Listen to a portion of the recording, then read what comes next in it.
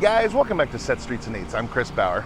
Behind me is the William Jefferson Clinton Presidential Library and Museum. I am here to check that out here in Little Rock, Arkansas. Clinton was our 42nd president. He was elected in 1992 and served till 2001 when George W. Bush took over. Almost said HW. He was before Clinton. Clinton was sandwiched between the two Bushes. Wow. That's what she said. Clinton was our 42nd president of the United States. He was elected in 1992 and served until 2001 when George W. Bush took over. So I'm going to go in and check out his museum and library, and I hope you guys will join me. Let's travel.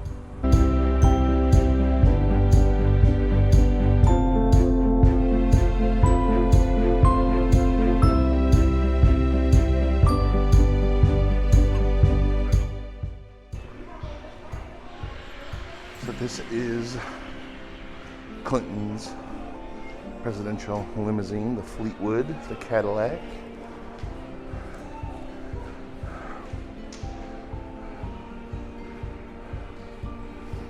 A 93 Fleetwood limousine. They've got some, I assume, Secret Service stuff over here. Sunglasses, radio. Look at those primitive earpieces. That was top of the line just 30 years ago. Cool. And August 1st of 2022, masks are still required inside the museum, so do take that into account if you're coming to visit. Our 12-minute orientation film plays in this theater every 20 minutes. Before you go inside, take a look at the photographs surrounding the theater. They're from the 1992 presidential campaign. When you campaign, I think it's important not just to do fundraisers and airport rallies, which is one of the reasons I have always been somewhat sympathetic with starting with Iowa and New Hampshire, or the idea of campaigning in small states where you have to do what you would call retail politics, not wholesale politics, because I think in the beginning, candidates do as much listening as talking, and you hear the American people speak. I liken it to musical composition. Every 4 years, the American people write a different symphony. The words and the notes, they use the same notes, but it's a little different melody line, a little different harmony, and you have to hear them, not only what their concerns are, but how they're expressed and what they're willing to do about them. I don't care how smart you are and how hard you work. Your success or failure depends upon how good your staff and cabinet are. This is the replica cabinet room of the Clinton White House. How well they work together, how well they execute, how well they debate honestly and openly and then unite once a decision is made. The president may get the credit or the blame, but if you don't have a good staff, you don't have a strong cabinet, you don't have a chance. It doesn't matter how good you are.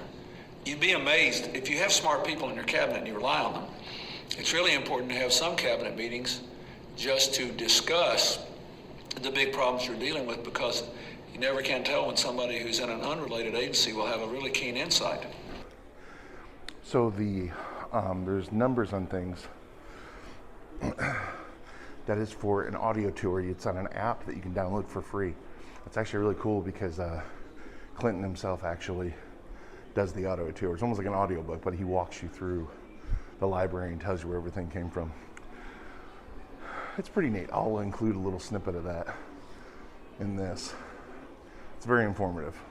As you can see, we've arranged this level of the library with alcoves around the perimeter, each one focusing on a key aspect of our administration. And there's a timeline running down the middle of the room. Each panel highlights events of a single year I was in office. You can move around this level of the library any way you'd like, but one way to do it would be to go back and forth across the room so that you end up at the far end, where you'll find stairs and an elevator to the floor above us.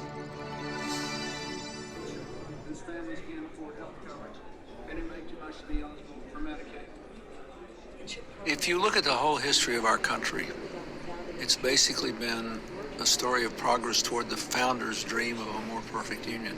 And the founders were really smart. They knew that the union would never be perfect, but it could always be better than it is. What is a union? A successful union has equal opportunity, shared responsibilities, and a set of common values that bring people together across all the things that divide them. And that is the bedrock philosophy of everything I did. Wow. This is kind of cool. You can pull out the daily schedules and just look at all of his daily schedules of work for every month of the year under each one of these. Wow. That's awesome. Tomorrow I will present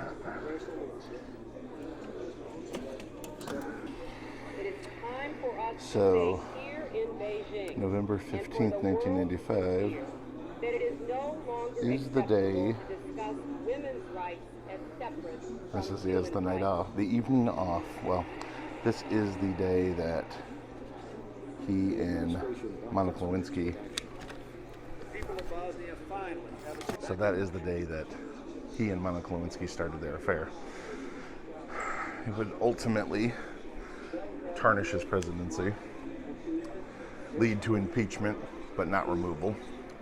But it's interesting, she's not listed on there. It does say he had the evening off, though, so maybe that's when, but it wasn't on the official schedule, although it'd be rather shocking if it was, especially since this whole collection's been curated to, no doubt, not have her name anywhere in this building.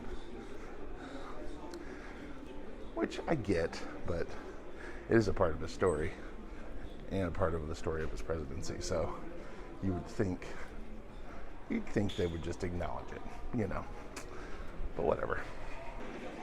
Let's talk about the economy we faced in 91 and 92. We had a recession. We weren't generating a lot of new jobs. We had record bankruptcies. We had house foreclosures. It was a tough time. But I knew that the response that we needed as a country was complicated and that the government could only be one part of it because it's largely a private economy. So I tried to think of simple ways to explain that, if we got rid of the deficit, it would free up tax dollars to spend on education and technology, because otherwise we'd be spending those tax dollars paying interest on the deficit.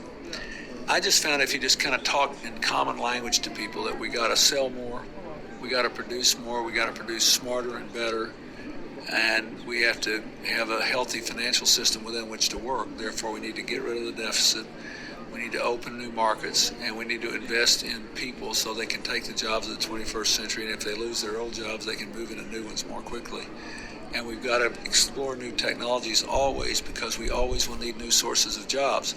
That's even more true today. Look, you've got India rising, you've got China rising, you've got other countries who are even undercutting them in wages. So we can't win a wage war. We've got to win a brain war, an idea war, a marketing war.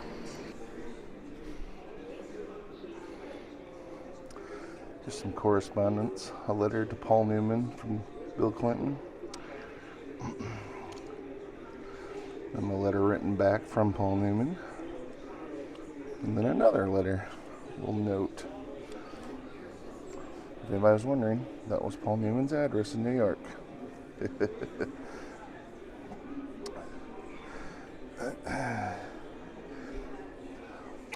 JFK Jr. wrote to him, which actually makes a lot of sense. Reason being is Bill Clinton was the first Democrat since FDR to serve 2 terms. Naturally, Kennedy Jr.'s father, John F. Kennedy, only served 1 term because he was assassinated, but he probably would have been the first to serve 2 terms since FDR if he hadn't been.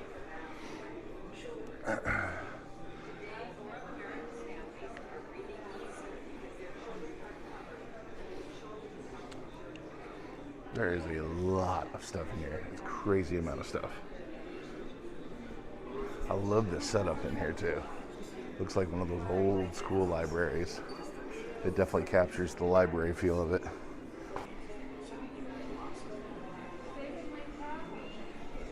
President Clinton absolutely made this nation safer. He cut the crime into the city. So this describes all of his, or the effects of the 1994 crime bill, which dropped crime a lot, but it also, now that we've had the period of time passed, it was very biased against people of color and communities of color. Unfortunately, it ruined a lot of families, and I think they've learned a lot of lessons from that.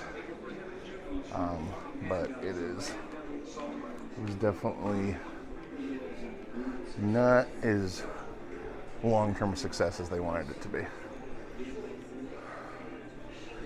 But sometimes you don't know things until you do them, and especially when you leave the execution of these bills and laws to lesser people or communities that already have problems with targeting different ethnicities and all that. It was kind of a double-edged sword, and it definitely did a lot of damage.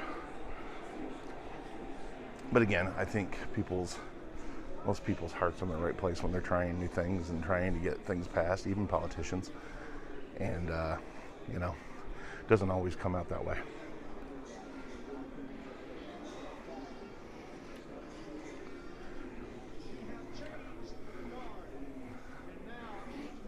Oh yeah, this is the saxophone he played at the inaugural ball, the Arkansas inaugural ball in '93. He was actually a really, really good, or still is really, a great saxophone player.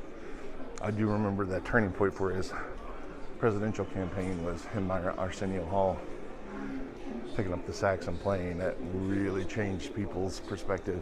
They'd never seen that before in a president.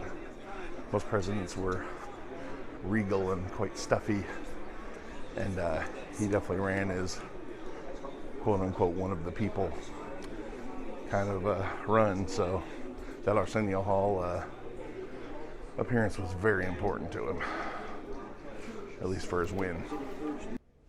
There are two different kinds of state visits.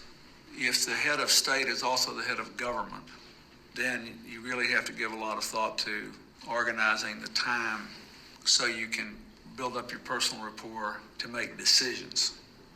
If the head of state is not the head of government, you mostly worry about the formal events so that you show proper respect for the relationship between the United States and the other country. When Tony Blair came, we were already good friends. So what I really wanted to do was to stage a dinner that would celebrate that relationship and the partnership both between the United States and Great Britain, and the partnership between Tony and me and our families and our political families. So I got him to pick an entertainer, and I did. Well, I wanted a British and an American entertainer to do the event together, so we had Elton John and Stevie Wonder perform together at the dinner.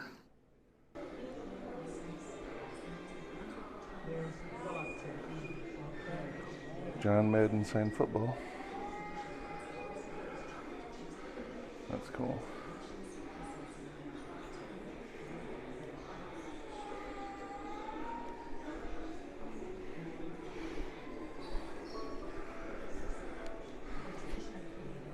Here's his saxophone set.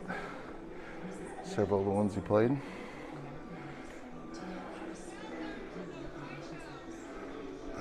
Here's Jackie O and JFK Jr.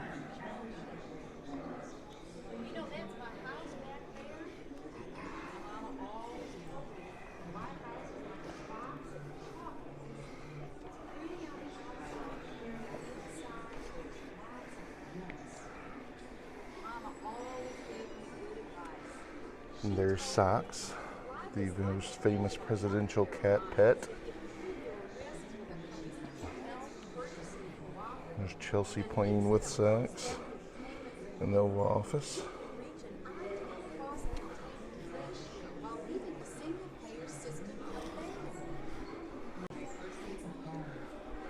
The Easter egg roll.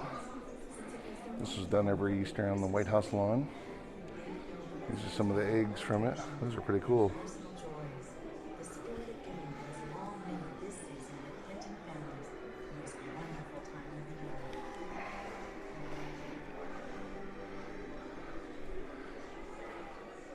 The White House staff will start planning for Christmas 6 months ahead of time. There's a theme for every Christmas, and Hillary worked really hard on this. And she tried to involve more American artists. One year, Dale Chihuly did a whole range of glass, white glass, like Christmas ornaments and trees, and it just lit up the White House. It was amazing. But it was different every Christmas, always exciting and always different.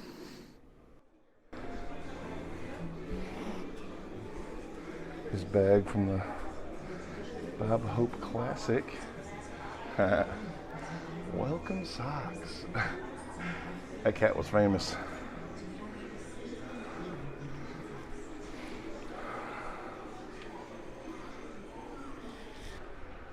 The second floor has a nice view of downtown Little Rock, Arkansas. And this is the replica of the Oval Office. You're so fancy. Oh yeah, I know. Oh, it's the best place in the world to work because even when it's dark outside, bad weather, dark day, because of all these windows, it's always light. And the psychology of being in an oval room like this, you never feel hemmed in. It's always open and expansive. Oh, that's beautiful. You got a bust of Teddy Roosevelt. Some coins. Andrew Jackson's on the wall.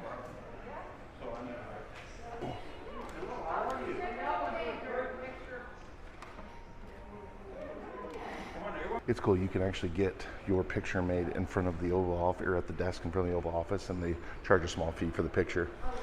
It's pretty neat. I'll tell you an interesting story. Michael Deaver, who worked for President Reagan, called Mac McClarty after we had the bad congressional election in '94. We lost the Congress. And he said, Mac, I just have one question to ask. He said, does President Clinton like working in the Oval Office? He said, yeah, he loves it. He loves to work there at all hours. And on the weekends, he comes down and everything. He says, well, then don't worry, he'll be reelected. And he said, what are you talking about? He said, you just go back and look. He said, the optimistic, sunny, indefatigable presidents all love the Oval Office, but you have to be really upbeat and secure to like it because people can invade at any time. They can walk in from outside. They can walk in from the entrance to the White House. Right in front of They it? can walk in from the hall. The vice president or somebody else can come in the back way.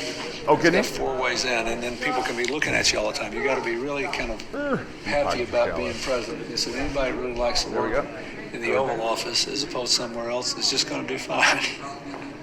I never knew whether it was right or not. It came out all right.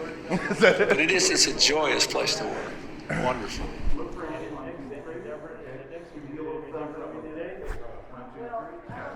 No problem. Thank you. Oh, I should have done the patented Bill Clinton thumb up. Oh, really? Okay. I just realized that was his thing, wasn't it?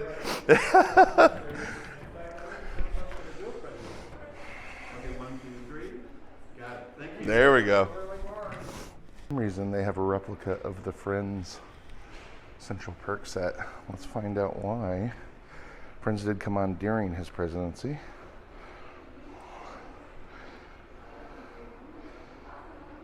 '94 to 2004.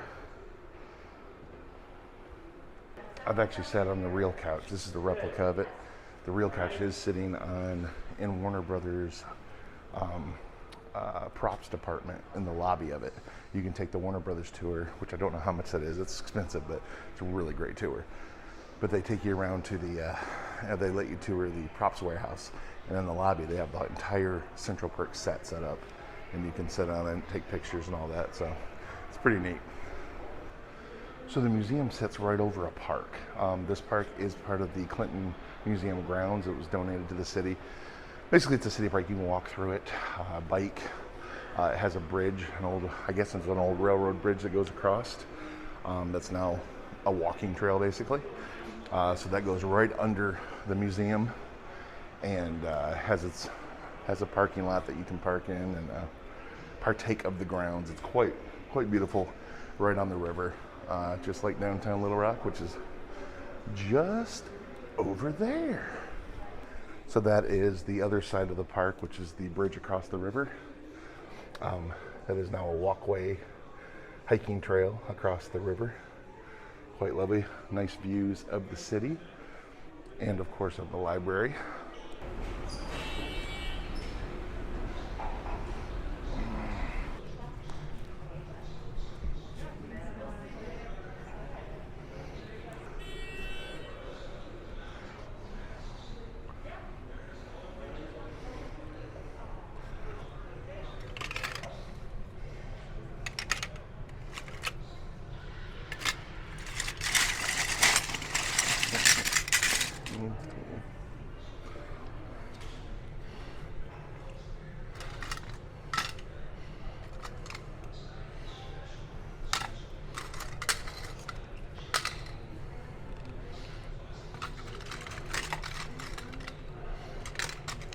All kinds of old campaign buttons.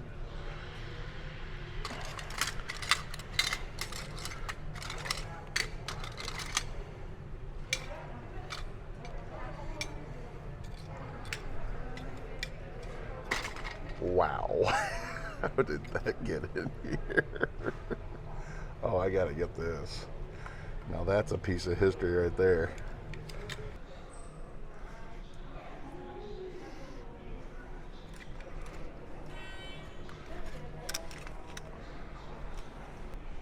That's cool. Ruth Bader Ginsburg, definitely one of his biggest accomplishments was appointing her to the Supreme Court. Oh, that's neat. I dissent, and it's in a, that's pretty cool. So their first day issue stamp envelopes are way more expensive than the other. Oh, I see, it's because it's actually autographed, that's why. Okay, that makes sense.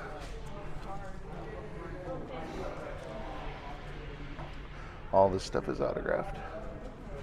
That's pretty cool. It doesn't work. What a bummer. So downstairs in the lobby of the library here, they have a restaurant called 42. It's a steakhouse. And it makes the whole gift shop smell delicious.